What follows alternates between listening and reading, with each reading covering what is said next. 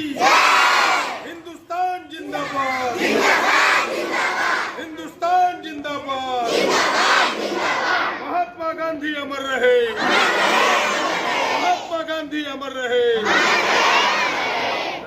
गोड्डा के बाल विकास विद्यालय में पुड़ैयाहाट विधायक प्रदीप यादव ने विधायक निधि से क्लासरूम का निर्माण करवाया था, जिसका आज उन्होंने विधिवत उद्घाटन किया।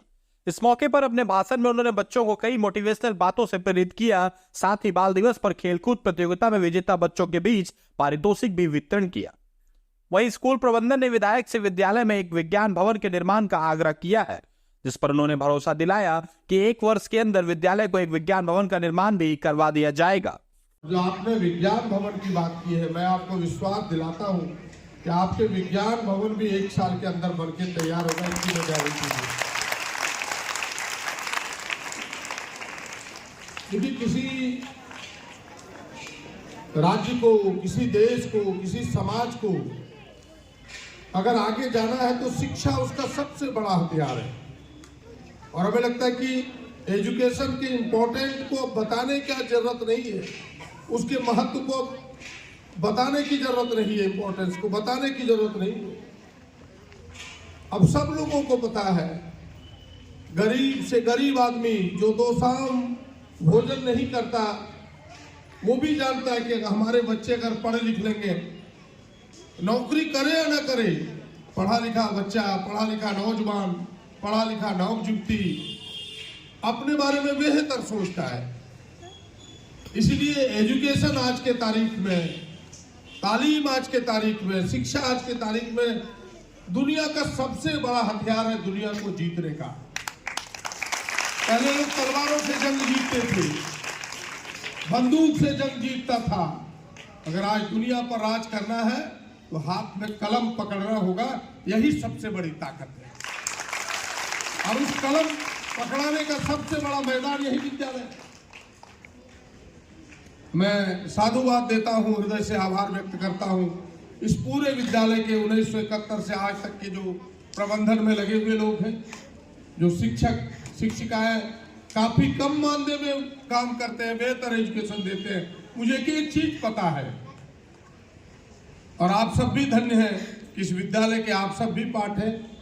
मैं बच्चों को इतना ही कहूंगा कि आप जीवन में परिश्रम करें। अगर सफलता की ऊंचाई को आप छूना चाहते हैं, सफलता के सीढ़ी पर आप कदम रखना चाहते हैं, तो सबसे बड़ा सहारा परिश्रम है। परिश्रम के अलावा कोई दूसरा सहारा बन नहीं सकता।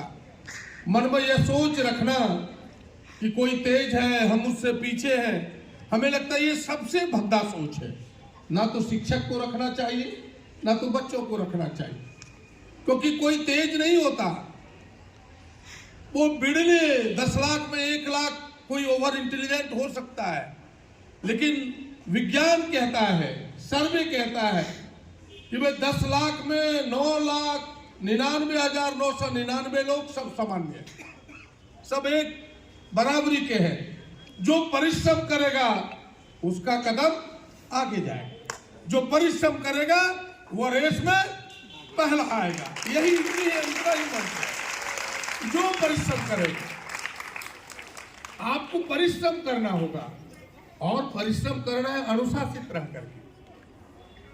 अनुशासन अगर आपने जीवन में सीख लिया तो समझिए आपने जीना सीख लिया। और यही अनुशासन आपके, मैं तो लोगों को कहता हूं, अभिभावकों को, कि पढ़े या ना पढ़े बच्चों को स्कूल भेजो, स्वयं अनुशासित हो जाएगा। और अगर आपने स्कूल समय पर आना, समय पर जाना इतना सीख लिया, अपने आप बच्चे अनुशासित हो जाते हैं। इसलिए जीवन का अनुशासन ये आपको जीवन में बेहतर रास्ते पर ले जाएगा।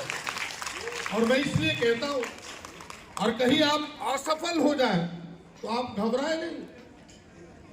असफलता घबराने की चीज नहीं है, वो सफलता के नजदीक ले जाने का एक पौधा, एक रास्ता है। ये समझो इसे। आप डॉक्टर अब्दुल कलाम का नाम आप सबने सुना होगा, सबने सुना है ना, सारे बच्चों ने। हमारे देश के राष्ट्रपति भी हुए, और दूसरा नाम उनका क्या है? Missile man. जरा जोर से बोलो, क्या नाम है?